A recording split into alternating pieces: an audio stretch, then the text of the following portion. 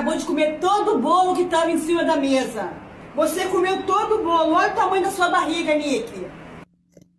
Ohayou, minasan, konnichiwa. Eu trouxe aqui para vocês hoje um vídeo para complementar nossa aula de gimnospermas e eu vou falar sobre o ciclo de vida das gimnospermas, em específico do ciclo reprodutivo de uma araucária. Antes de mais nada, eu gostaria de rever com vocês alguns conceitos importantes que foram passados em aulas passadas, que são elas as estruturas reprodutivas, os gametas e os esporos. Os esporos são estruturas reprodutivas haploides que podem germinar e originar um novo indivíduo sem a necessidade da fusão de gametas. E esse novo indivíduo, no caso, é um gametófito, ou a fase em que a planta é haploide e produz gametas. Os gametas também são estruturas reprodutivas haploides, porém, eles têm a necessidade da fusão de gametas para poder originar um novo indivíduo. Nesse caso, um esporófito, a fase em que o indivíduo é diploide e produz esporos por meiose.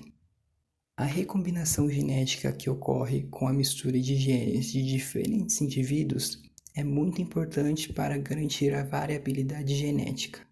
E é somente dessa forma que uma espécie pode responder às mudanças ambientais e evoluir ao longo do tempo.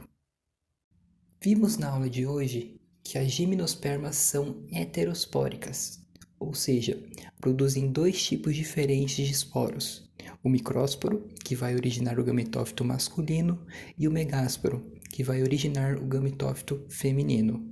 Os micrósporos, ou esporos masculinos, são pequenos e são produzidos em larga escala pelo indivíduo. Eles têm o objetivo de se diferenciar em um gametófito masculino. Enquanto que os megásporos, também chamados de esporos femininos, são grandes em comparação com os micrósporos e são produzidas em menor quantidade. Elas oferecem um suporte reprodutivo para a formação do gametófito feminino, visto que elas armazenam nutrientes para o seu desenvolvimento e são essenciais para a formação da semente. Vamos falar agora do ciclo de vida das gimnospermas, então, em específico do ciclo reprodutivo de uma araucária. Bem, aqui do lado nós temos dois indivíduos. Um é um esporófito feminino e o outro é um esporófito masculino. E ambos possuem estruturas responsáveis pela produção desses esporos. Essas estruturas são chamadas de estróbilos, que também são conhecidos como pinhas ou cones. E elas variam de acordo com o tipo de esporo que está sendo produzido. Aqui no esporófito masculino, nós temos o microstróbilo, que vai produzir os micrósporos, ou os esporos masculinos. Enquanto que aqui no esporófito feminino, nós temos o megastróbilo, que vai produzir os megásporos, também conhecidos como esporos femininos.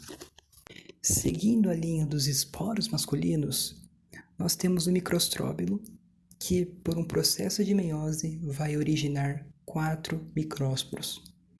E a partir de sucessivas divisões mitóticas, o gametófito masculino é formado, e nesse caso é o grão de pólen. Um fato muito interessante é que os micrósporos, antes de saírem do microstróbilo, já apresentam alguns traços do grão de pólen, o gametófito masculino, o que demonstra o quão passageiro é essa fase. Os micrósporos mal saem de casa e já querem ter 2 asinhas para sair voando por aí, igual os grãos de pólen.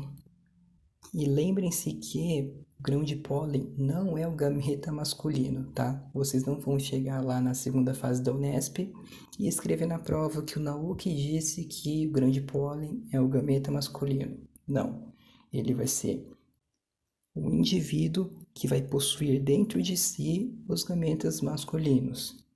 Agora, seguindo a linha dos esporos femininos, nós temos aqui o megastróbilo, que vai produzir 4 megásporos por um processo de meiose. Porém, aqui mora um BO.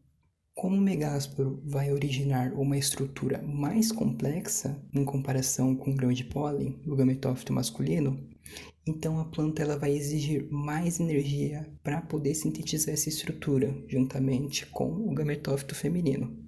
Então o que acontece aqui? Em vez de você fazer um gametófito feminino para cada uma dessas 4 células, você manda 3 de arrasta, porque aí um esporo fica com toda a carga energética, potencializando assim o desenvolvimento do gametófito feminino. A partir de divisões mitóticas, o megásporo juntamente com o óvulo vão ser formados. Mas pessoal, não confundam aqui o óvulo com a oosfera. Eu sei que é muito feio bater o olho aqui no esquema e ver um óvulo diploide. A gente pensa, poxa, mas os botânicos se odeiam, como que é? Só que esse óvulo aqui não é aquele óvulo da célula sexual humana. Ela é uma estrutura reprodutiva diploide que vai ter como função proteger e nutrir o gametófito feminino. Então, o gametófito feminino, também conhecido como saco embrionário, vai estar ali dentro do óvulo.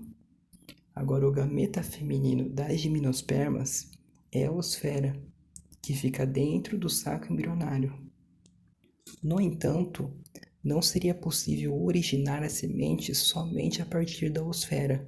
É necessário também a participação dos outros elementos do óvulo para a produção do tegumento, que seria o revestimento da semente, e o material nutritivo. Agora falando do processo de polinização, o grão de pólen vai chegar até a micrópila, ou extremidade, do óvulo, e vai induzir o crescimento do tubo polínico, e posteriormente vai fecundar a oosfera, produzindo assim a nossa queridíssima semente, que possui um embrião no meio, sendo protegido por um tegumento e tendo ali uma reserva energética para poder crescer bonitinho. E a partir daqui, meus queridos, a gente volta para o início, né, com a formação dos esporófitos. Bom, qualquer dúvida eu estou à disposição.